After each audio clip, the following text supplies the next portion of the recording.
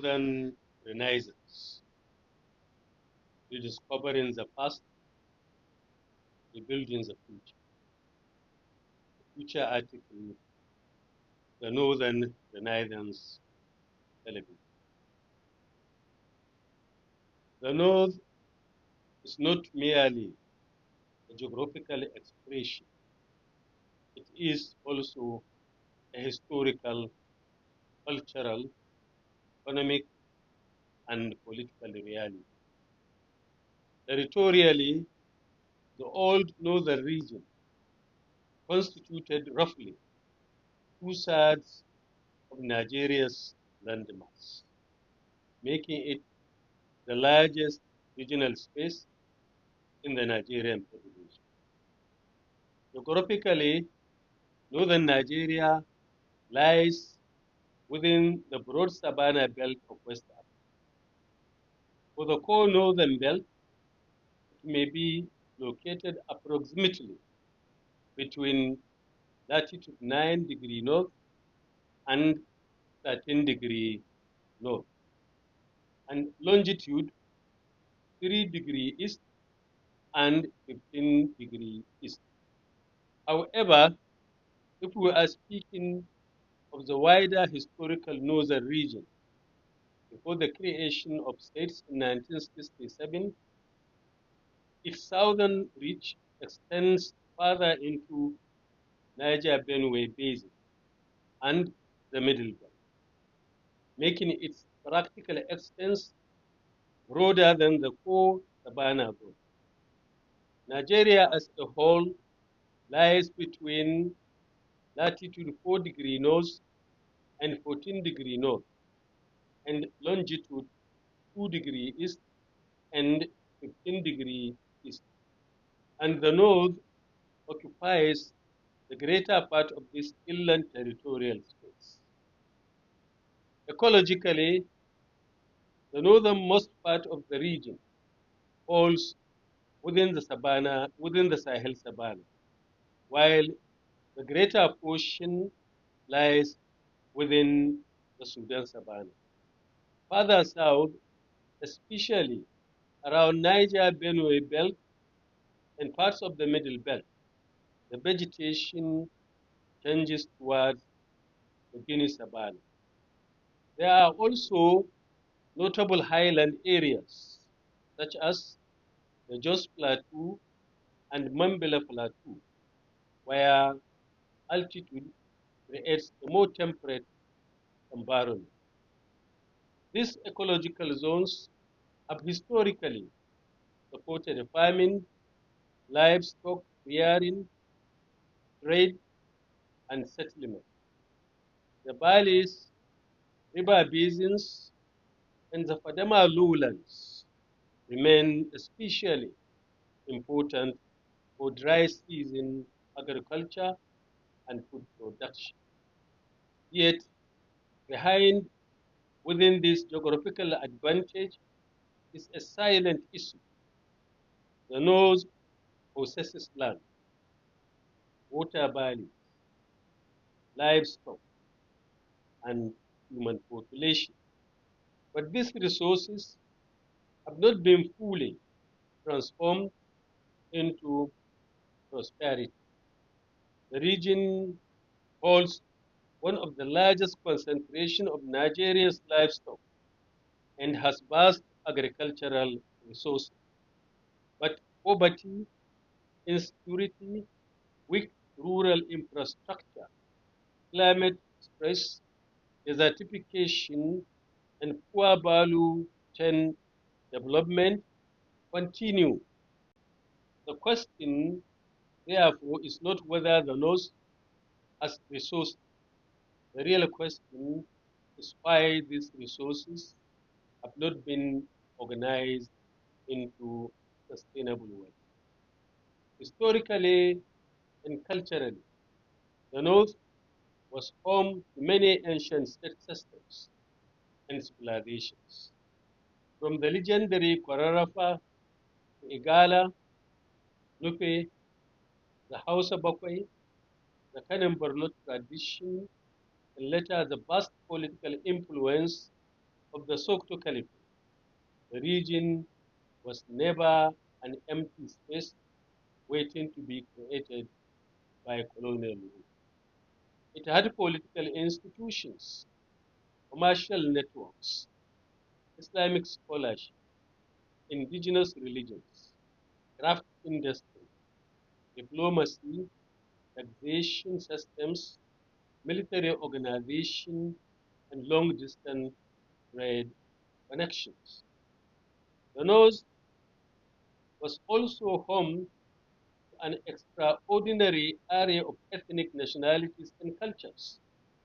These communities were involved in centuries of intergroup relations through trade, migration, intermarriage, scholarship, alliance building, conflict, diplomacy, and cultural exchange. This long history created both unity and diversity. The North is therefore not a single ethnic, religious, or cultural bloc. It is a complex historical formation made of Hausa, Fulani, Kanuri, Nupe, Ib, Chukun, Igala, Wari, Idoma, Ibra, Pachama, Chamba, Tengali, Ron, and many other people. This is another silent issue, but public discussion often speaks of the North as if it were one uniform political party. But the North contains many voices, identities, memories, grievances, and aspirations. Any genuine Northern Renaissance must therefore recognize both the shared destiny of the region and the rights, dignity, and historical experiences of all its people. The coming of the British colonial rule gave the North its modern administrative shape. For more than half a century, the region was administered under British authority, and colonial policies helped bring its diverse people into one political unit. The system of indirect rule, the native administration structure, taxation, provincial administration, railway development, and regional governance gave the North a new administrative identity. But colonial rule also left behind difficult legacies, uneven access to Western education, limited industrialization, if any, dependence on primary production, and political structure that continues sometimes to preserve hierarchy more than to promote mass empowerment. This point must be stated clearly. The British did not create the people, cultures, and history of the North, but they created much of the modern administrative framework through which the North came to operate as a single region. The peoples of the North existed before colonial rule. Colonialism only reconfigured them into a modern administrative region. The first generation of northern leaders understood this historical inheritance. They recognized that the North had to operate within the Nigerian Federation as a region, shared interests. They worked to protect northern unity, expand education, strengthen agriculture, build administrative capacity, and negotiate the region's place in national politics. Their project was not perfect, but also guided by a sense of responsibility, but it was guided by a sense of responsibility, regional consciousness, and collective destiny. Today, however, the North faces a new historical challenge. The old foundations of unity are now under pressure. Insecurity has displaced communities, weakened farming, disrupted trade, and deepened poverty. Climate change and desertification are intensifying pressure on land and water. Youth unemployment has created frustration and vulnerability. Educational backwardness continues to affect millions. Ethno-religious mistrust has weakened old bonds of coexistence.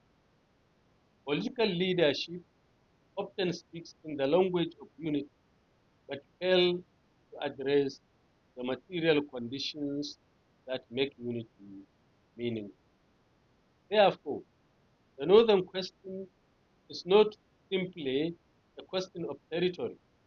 It is a question of justice, development, security, education, cultural renewal, and responsible leadership. The North must rediscover its historical competence, not by romanticizing the past, but by using the lessons of the past to confront the failures of the present. A true Northern Renaissance must begin with honest self-examination. It must ask questions. Why a region so rich in land and resources remains poor in productivity, why a region so rich in history remains weak in documentation and cultural industry, why a region with such a young population had not turned its youth into skilled workforce, why livestock wealth has not produced more than dairy, meat, leather, and export industry, why agriculture remains largely traditional despite vast land and water resources, and why political unity has not always translated into social justice and human development. Northern Renaissance television is therefore founded on a clear mission to tell the story of the North truthfully, intelligently, and courageously. It will celebrate the region's history, culture, scholarship, agriculture, enterprise, and resilience.